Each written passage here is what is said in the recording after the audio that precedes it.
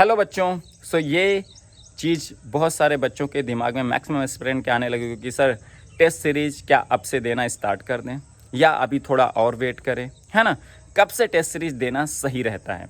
तो यार maximum student दो कैटेगरी में फॉल करते हैं। पहली कैटेगरी उन बच्चों की है जो ऑलरेडी प्रिपरेशन कर चुके हैं पिछले साल या उसके पिछले साल, और उनके कुछ न कुछ सब्जेक्ट अच्छे हैं जिनमें उनकी कमांड अच्छी है, कुछ सब्जेक्ट उनके उतने अच्छे नहीं हैं, उस पर उन्हें काम करना है इस साल बहुत अच्छे से, ठीक है।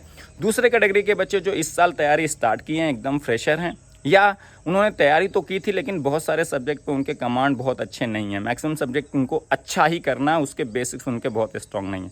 तो जो दूसरी कैटेगरी के बच्चे हैं जिनके basics most of the subject के अच्छे नहीं हैं, तो गेट में 40 to 45% क्वेश्चन बेसिक से ही आते हैं, वो अच्छा करना सबसे ज़रूरी है। वही बेस आपका बनाएगा, तभी आप बहुत अच्छा कर सकते हो गेट एग्ज़ाम में।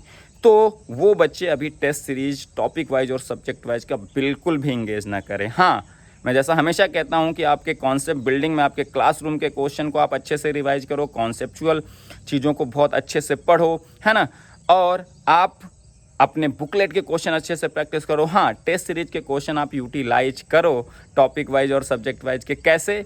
उन क्वेश्चंस को बेटा टेस्ट सीरीज के फॉर्म में नहीं, वहाँ से क्वेश्चन डाउनलोड कर लो या उसकी फ़ोटो खींच लो या स्क्रीनशॉट ले लो, उन क्वेश्चन को एज ए नए क्वेश्चन अपने कॉन्सेप्ट बिल्डिंग के लिए यूज़ करो, ठीक है ना। वहाँ से आपको नए क्वेश्चन मिल जाएंगे, और इतने नए क्वेश्चन लो जितने आप कॉन्सेप्ट बिल्डिंग के लिए यूज़ कर सकते हो। ऐसा नहीं बहुत सारे क्वेश्चन ले लो, हर टेस्ट सीरीज़ के टॉपिक वाइज के क्वेश्चन लेके प्रैक्टिस करने बैठ के। मैं टेस्ट सीरीज़ देने के लिए इसलिए मना कर रहा हूँ क्योंकि टेस्ट सीरीज़ देना बहुत इंगेजिंग हो जाता है। 1 घंटे की टेस्ट सीरीज़ आप दोगे एक पेपर, उसके पहले आपको माइंड सेटअप प्रिपेयर करने में थोड़ा सा टाइम जाएगा। टेस्ट सीरीज़ देने के बाद आप उसकी एनालिसिस करोगे, आंसर की देखोगे, और उसके बाद उसके बारे में सोचते रहोगे, तो 3 से 4 घंटे चले जाते हैं। और आपको अभी बेसिक बिल्ड करने पे बहुत अच्छे से टाइम इन्वेस्ट करना है, तो आप एक टेस्ट सीरीज पेपर में टॉपिक वाइज या सब्जेक्ट वाइज में 3 से 4 घंटे वेस्ट करने का आपके पास टाइम नहीं है। जब क्वेश्चन ले लोगे तो उन क्वेश्चन को केवल प्रैक्टिस करना होगा, तो वो टाइम इंगेजिंग उतना नहीं होगा। और दूसरी कैटेगरी के बच्चे जो रिपीटर है, जिनके जो सब्जेक्ट स्ट्रांग है उसको तो उनका स्ट्रांग है ही, जो सब्जेक्ट स्ट्रांग नहीं है उसको कॉन्सेप्चुअली वो पढ़ना अच्छे से शुरू कर दें, और टेस्ट सीरीज के पेपर वैसे ही यूज़ करें जैसे मैंने बताया पहली कैटेगरी के बच्चे यूज़ करें, है ना। तो जो सब्जेक्ट उनके स्टार्ट नहीं है उसके बेसिक्स पे उन्हें टाइम ज़्यादा देना, कॉन्सेप्चुअल अंडरस्टैंडिंग पे टाइम ज़्यादा देना, क्लासरूम के क्वेश्चन प्रैक्टिस करने पर ज़्यादा टाइम देना। टेस्ट सीरीज अभी उसके नहीं करने हैं, टेस्ट सीरीज के क्वेश्चन को यूटिलाइज करना जैसे पहली कैटेगरी वाले करेंगे। हाँ, जो सब्जेक्ट उनकी स्ट्रांग है, जो पिछले साल जिसमें उन्होंने अच्छा परफॉर्म किया था, उस पर कॉन्फिडेंट है, वो सब्जेक्ट को वो पैरेलली रिवीजन मोड में डाल दें। रिवीजन बहुत ज़रूरी है, और रिवीजन मोड में डाल दें, और साथ में रिवीजन का एक बहुत अच्छा तरीका है क्वेश्चन प्रैक्टिस, और उन सब्जेक्ट के जो उनके स्ट्रांग हैं उसके टेस्ट सीरीज टॉपिक वाइज और सब्जेक्ट वाइज वो इंगेज कर सकते हैं।